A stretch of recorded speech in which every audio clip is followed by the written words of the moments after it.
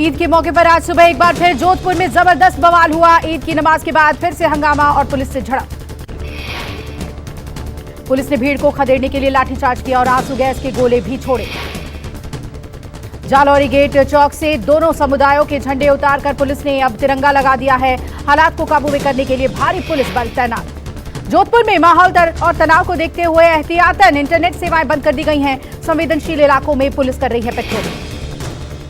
कल देर रात ईद और अक्षय तृतीया से ठीक पहले दो समुदाय के लोगों में हिंसक झड़प हुई थी। बताया जा रहा है कि चौराहे पर झंडे को उतार फेंकने और उसकी जगह दूसरा झंडा लगाने को लेकर हंगामा हुआ। कल देर रात जमकर पत्थरबाजी की गई। बताया जा रहा था कि पत्थरबाजी में पुलिसकर्मियों समेत कई लोग घायल हुए। जोधपुर में पुलिस अधिकारियों ने कहा स्थिति पूरी तरह से नियंत्रण में है और लगातार फ्लैग मार्च निकाला जा रहा है। पुलिस कमिश्नर नवज्योति गोगोई बोले कानून के तहत कार्रवाई करेंगे। धारा 144 पहले से है लागू। लेंगे या जो है जनता की एफआईआर का इंतजार करेंगे या आप पर्सनली? हम भी लेंगे और जनता का भी, अगर जिसकी तरफ से भी हमारे पास रिपोर्ट आएंगे हम एफआईआर दर्ज करेंगे और हम अपने तरफ से भी करेंगे। सर अंतिम सवाल, धारा 144 को लेकर क्या लागू कर दी गई है और कब तक लागू की जाएगी? नहीं, ये तो पहले से ही लागू है। सीएम अशोक गहलोत ने शांति की अपील की। कहा तनाव पैदा होना दुर्भाग्यपूर्ण, लोग शांति बनाए रखें और कानून का पालन करें। मध्य प्रदेश के खरगोन में आज भी कर्फ्यू जारी। कर्फ्यू लगा रहने की वजह से ईद की नमाज लोगों ने अपने घरों में पढ़ी।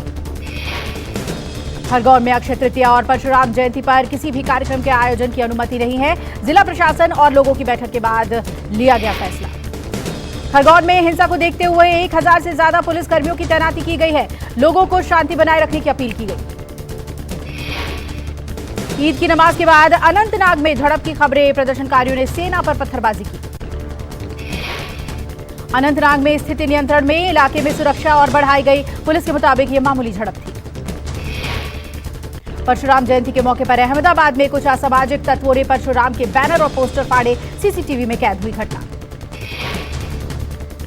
मालव झील के पास की घटना। आरोपियों की तलाश तेज की गई, सिक्योरिटी बढ़ा दी गई। ईद के मौके पर कोलकाता के रेड रोड पहुंची ममता बनर्जी ने केंद्र पर हमला बोला। कहा देश में जो फूट डालो राज करो की नीति चल रही है वो ठीक नहीं। आज देश में जो चल रहा है वो ठीक नहीं है। डिवाइड एंड रूल पॉलिसी चल रहा है वो भी ठीक नहीं है। जो आइसोलेशन का पॉलिटिक्स चल रहा है वो भी ठीक नहीं है। हम यूनिटी। ममता ने कहा देश में जो हो रहा है वो ठीक नहीं है। ममता बनर्जी बोले हमें डरना नहीं है, लड़ना है। आपको रोना हम देखने नहीं चाहते, हम सबको हंसना देखने चाहते हैं। हम तो उन वादा करते हैं कि जो डरते हैं वो मरते हैं, आज जो लड़ते हैं वो आगे बढ़ते हैं। डरना नहीं है, लड़ना है। ममता बनर्जी ने कहा आज अलगाव की राजनीति चल रही है वो ठीक नहीं है। हम एकता चाहते हैं, हम सारे जहां से अच्छा हिंदुस्तान हमारा चाहते हैं। आगरा पहुंचे जगतगुरु परमहंसाचार्य। कहा ताजमहल नहीं तेजो महालय में करेंगे भूमि पूजन और करेंगे शुद्धिकरण। तेजो महालय जो प्राचीन शिव मंदिर है जिसको विधर्मियों ने, मुगलों ने ताजमहल कहना शुरू कर दिया है, तो आज शुभ मुहूर्त 12 बजे तेजो महालय के पूर्वी गेट से मैं प्रवेश करूंगा। परमहंसाचार्य ने चुनौती दी। कहा पूर्वी गेट से भगवा कपड़ा और ब्रह्मदंड के साथ करेंगे प्रवेश। कुछ दिन पहले भगवा कपड़े पहने होने की वजह से उन्हें प्रवेश नहीं दिया गया था। परमहंसाचार्य के ऐलान के बाद पुलिस अलर्ट पर। पुलिस ने हिरासत में लिया। आचार्य ताजमहल आने पर अड़े हुए हैं। एमपी में भगवान परशुराम की सबसे बड़ी प्रतिमा का अनावरण। सीएम शिवराज सिंह चौहान और अवधेशानंद जी महाराज ने भोपाल में किया अनावरण। ये प्रतिमा मध्य प्रदेश की सबसे बड़ी भगवान परशुराम की 21 फीट ऊंची अष्टधातु की प्रतिमा होगी। यूरोप दौरे पर दूसरे दिन आज पीएम मोदी डेनमार्क जाएंगे। इस दौरान प्रधानमंत्री मोदी डेनमार्क के पीएम फ्रेडरिक्सन से करेंगे मुलाकात। दोपहर 2:10 पर पीएम मोदी डेनमार्क पहुंच जाएंगे। पीएम के साथ द्विपक्षीय वार्ता के बाद करीब 4 बजे ज्वाइंट स्टेटमेंट जारी किया जाएगा। पीएम भारत डेनमार्क व्यापार गोलमेज सम्मेलन में हिस्सा लेंगे। इसके बाद पीएम मोदी भारत नॉर्डिक शिखर सम्मेलन में शिरकत करेंगे। कम नहीं हो रही राणा दंपति की मुसीबतें, जेल में ही बीएमसी ने फ्लैट के अवैध निर्माण को लेकर नोटिस थमाया, फ्लैट पर चस्पा दिया नोटिस। बताया जा रहा है कि नोटिस मुंबई के खार वाले फ्लैट को लेकर दिया गया है। इस नोटिस में लिखा है कि बीएमसी मई में इस फ्लैट का निरीक्षण करेगी। 11 दिनों से जेल में बंद हैं सांसद नवनीत राणा और उनके पति रवि राणा। अब तक जमानत नहीं मिल पाई है। जमानत पर 4 मई को सुनाया जाएगा फैसला। एमएनएस प्रमुख राज ठाकरे के घर अहम बैठक। ये बैठक राज ठाकरे के निवास शिवतीर्थ पर हुई। लाउड स्पीकर मुद्दे को लेकर अहम बैठक। राज ठाकरे की इस बैठक में लाउड स्पीकर को लेकर आंदोलन को आगे बढ़ाने पर चर्चा हुई। राज ठाकरे ने 4 मई तक मस्जिदों से स्पीकर उतारने का अल्टीमेटम दिया है। कर्नाटक मंत्रिमंडल में फेरबदल की अटकलों के बीच बेंगलुरु पहुंचे गृह मंत्री अमित शाह। कर्नाटक विधानसभा चुनाव की तैयारियों की करेंगे समीक्षा बैठक। आज से 3 दिन के उत्तराखंड दौरे पर रहेंगे सीएम योगी। इस दौरान सीएम योगी पैतृक गांव में अपनी मां से करेंगे मुलाकात। सीएम योगी यमकेश्वर के महायोगी गुरु गोरखनाथ महाविद्यालय विद्यायनी का दौरा करेंगे। वहीं 5 मई को हरिद्वार में यूपी पर्यटक निगम के पर्यटक आवास गृह का लोकार्पण करेंगे। गुजरात के साबरकांठा जिले की खेड़ ब्रह्मा सीट से कांग्रेस विधायक अश्विन कोटवाल ने विधायक पद से इस्तीफा दिया। बीजेपी में शामिल हो सकते हैं अश्विन कोटवाल। प्रशांत किशोर ने अपनी नई पार्टी का जनसुराज का ऐलान किया। प्रशांत किशोर ने ऐलान के बाद बिहार में सियासत तेज हुई। पीके की नई पार्टी को लेकर सीएम नीतीश कुमार ने प्रतिक्रिया दी। सीएम नीतीश बोले, वो सब छोड़ दीजिए।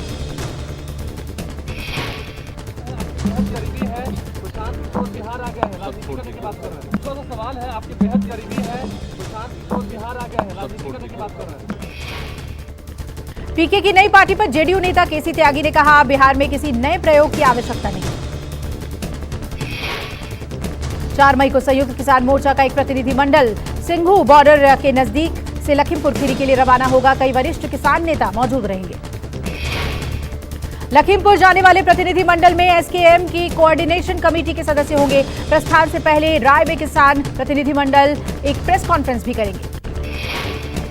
जम्मू कश्मीर के सोपोर में लश्कर के मॉड्यूल का भंडाफोड़ हुआ। पुलिस ने 3 आतंकियों को गिरफ्तार किया है। आतंकियों से पूछताछ जारी। आतंकियों के कब्जे से 3 चाइनीज पिस्टल और विस्फोटक बरामद हुए। गिरफ्तार आतंकी बड़ी साजिश में जुटे थे। सूत्रों के मुताबिक आतंकी बाहरी मजदूरों और पंचायत से जुड़े जनप्रतिनिधियों पर हमले की योजना बना रहे थे। लाउड स्पीकर विवाद के बीच देश भर में ईद की धूम। संवेदनशील जगहों पर बढ़ाई गई सुरक्षा। ड्रोन के जरिए मस्जिद और उसके आसपास रखी जा रही नजर। दिल्ली में ईद उल फितर के मौके पर जामा मस्जिद में लोगों ने नमाज अदा की। सुरक्षा के लिए किए गए पुख्ता इंतजाम। ईद उल फितर के मौके पर जहांगीरपुरी में सुरक्षा के पुख्ता इंतजाम। चप्पे चप्पे पर पुलिस तैनात। ईद उल फितर के मौके पर मुंबई की माहिम दरगाह में लोगों ने नमाज अदा की। सुरक्षा के लिए किए गए कड़े इंतजाम। यूपी की ईदगाहों और मस्जिदों में शांतिपूर्ण ढंग से हुई ईद की नमाज। चप्पे चप्पे पर पुलिस फोर्स की थी तैनाती।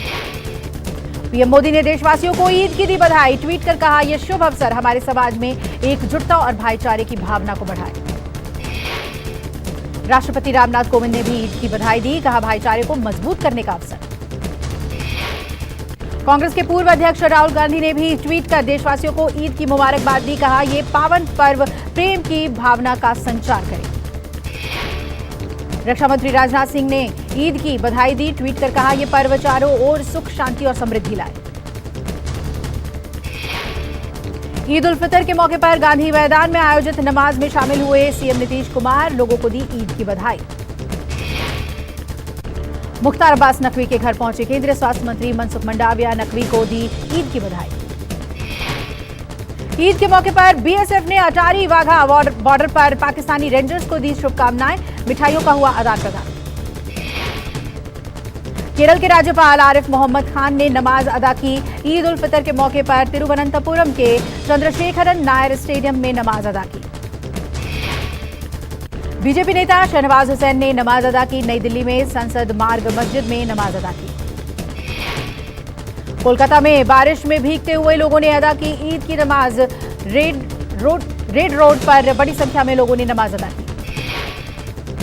जयपुर में ईद के मौके पर ईदगाह में लोगों की भारी भीड़ उमड़ी। एक साथ लोगों ने नमाज अदा की। ईद उल फितर के मौके पर नोएडा सेक्टर 8 में कड़ी सुरक्षा के बीच लोगों ने नमाज अदा की। ड्रोन से चप्पे चप्पे पर रखी जा रही है नजर।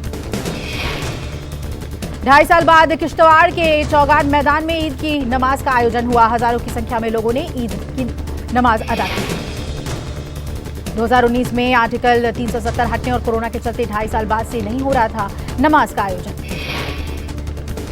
बाहुबली विधायक राजा भैया के गढ़ में उनके समर्थक ने की फायरिंग। राजा भैया की तारीफ में बज रहे गाने पर की फायरिंग।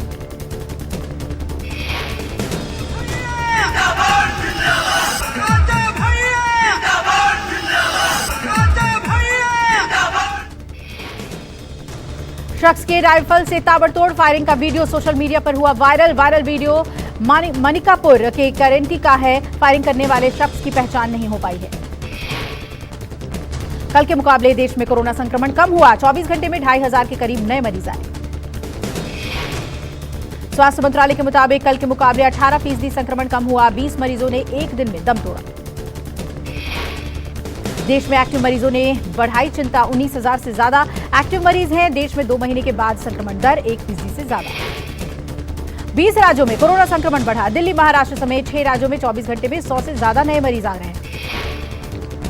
बढ़ते संक्रमण को देखते हुए यूपी के 4 जिलों में अलर्ट जारी। यूपी के गाजियाबाद और नोएडा में सबसे ज्यादा कोरोना के मरीज आ रहे हैं। 4 धाम यात्रा आज से शुरू। गंगोत्री और यमुनोत्री के खुले कपाट। कोविड नेगेटिव जांच रिपोर्ट जरूरी नहीं।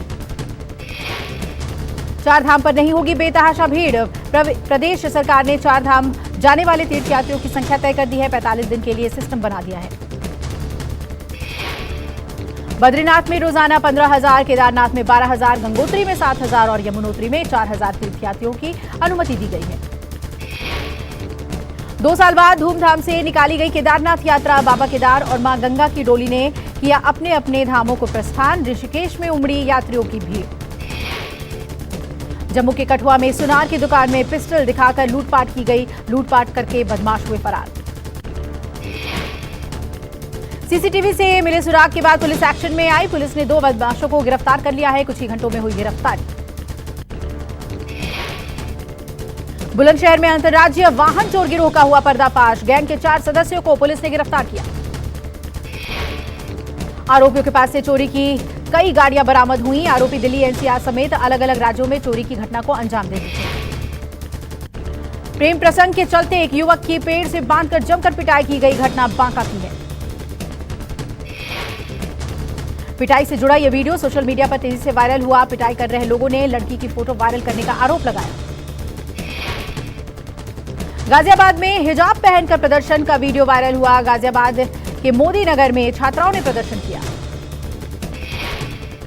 छात्राओं ने आरोप लगाया कि हिजाब पहनकर आने पर उन्हें टैबलेट नहीं दिया गया। वहीं कॉलेज के प्रिंसिपल ने कहा यूनिफॉर्म में नहीं थी छात्राएं।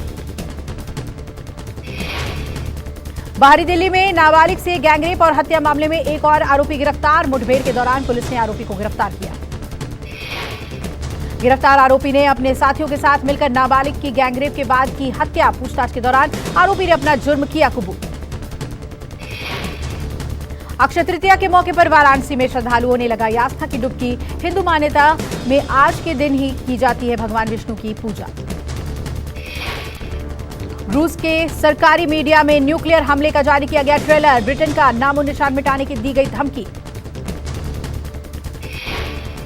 यूक्रेन का दावा, ब्लैक सी में रूस के 2 पेट्रोलिंग बोट तबाह किए। अब तक 24,000 से ज्यादा सैनिक मारे गए हैं। रूस यूक्रेन जंग के बीच नेटो ने जारी किया वॉर एक्सरसाइज कैलेंडर। 18,000 सैनिक ले रहे हैं इसमें हिस्सा। ब्रिटेन के पीएम बोरिस जॉनसन ने जेलेंस्की से की बात। मारियापोल में फंसे लोगों को निकालने पर हुई चर्चा। चिली के सैंटियागो में मजदूरी बढ़ाने को लेकर प्रदर्शन जारी। उग्र भीड़ ने कई वाहनों को किया आग के हवाले। स्थानीय पुलिस ने वाटर कैनन से भीड़ तितर बितर करने की कोशिश की। आर्मेनिया में अजरबैजान के साथ शांति समझौते के बयान पर पीएम के खिलाफ जबरदस्त प्रदर्शन। हजारों नाराज लोगों ने सड़क पर उतरकर पीएम से मांगा इस्तीफा। बगदाद में चली धूल भरी आंधी की चपेट में आया पूरा शहर। आंधी इतनी भयंकर थी कि अपने साथ लोगों को सामान भी ले उड़ी। इस्तांबुल में पेंट फैक्ट्री में विस्फोट। 3 लोगों की हुई मौत। धमाके में 9 लोग घायल। बॉलीवुड में छाया ईद का खुमार। सुपरस्टार एक्टर आमिर खान से लेकर अक्षय कुमार ने सोशल मीडिया पर अपने फैंस को दी ईद की बधाई।